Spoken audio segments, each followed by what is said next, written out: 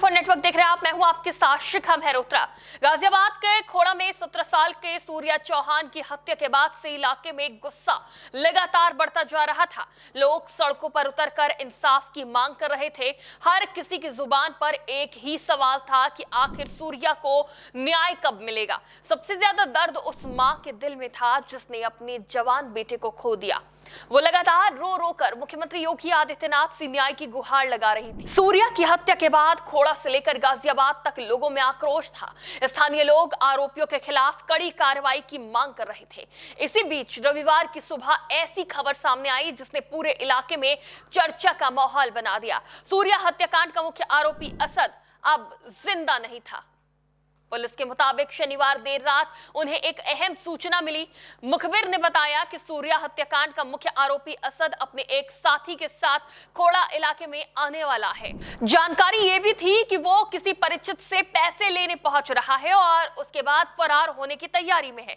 सूचना मिलते ही पुलिस हरकत में आ गई। अधिकारियों ने तत्काल टीम गठित की और इलाके में घेराबंदी शुरू कर दी।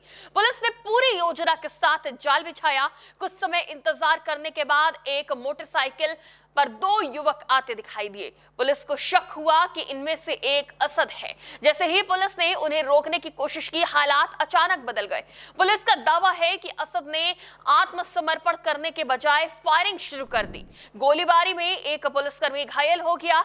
इसके बाद पुलिस ने जवाबी कार्रवाई की। दोनों तरफ से हुई इस मुठभेड़ में असद गंभीर रूप से घायल हो गया।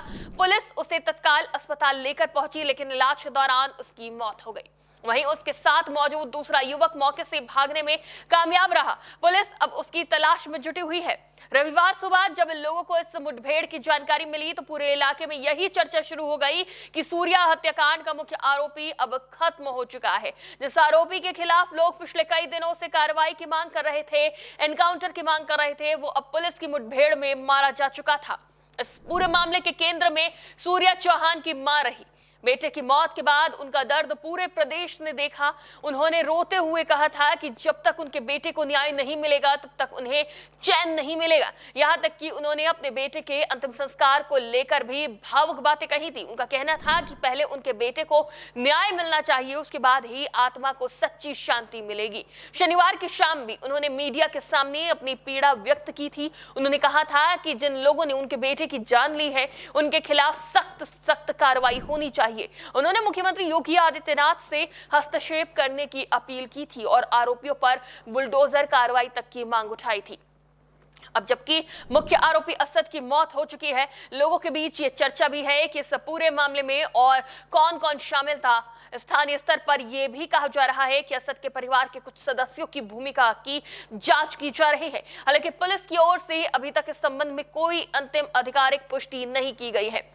जांच एजेंसियां पूरे नेटवर्क को घटना से जुड़े अन्य लोगों की तलाश में जुटी हैं। पुलिस ने मुठभेड़ स्थल पर मोटरसाइकिल भी बरामद कर ली है जिस पर आरोपी सवार होकर आया था। इसके अलावा एक देसी पिस्तौल भी बरामद की गई है। पुलिस का कहना है कि इसी हथियार से आरोपी ने पुलिस टीम पर फायरिंग की थी। बरामद हथियार और अन्य सबूतों की फॉरेंसिक जांच कराई जा रही है। फिलहाल सूर्या चौहान हत्याकांड में मुख्य आरोपी के मारे जाने के बाद एक बड़ा अध्याय जरूर समाप्त हो गया है, लेकिन जांच अभी भी जारी है। पुलिस बाकी आरोपियों और फरार लोगों की तलाश में लगातार छापेमारी कर रही है। वहीं अधिकारियों का कहना है कि मामले से जुड़े किसी भी आरोपी को बख्शा नहीं जाएगा। उन्होंने सूर्या के परिवार को उम्मीद दी है कि उनके बेटे को पूरी तरह न्याय मिलेगा और इस मामले में शामिल हर व्यक्ति कानून के दायरे में आएगा। इस पूरे मामले पर आपकी क्या राय है, हमें कमेंट बॉक्स में जरूर बताएं। फिलहाल के लिए इतना ही। देखते रहिए टीवी24 नेटवर्क।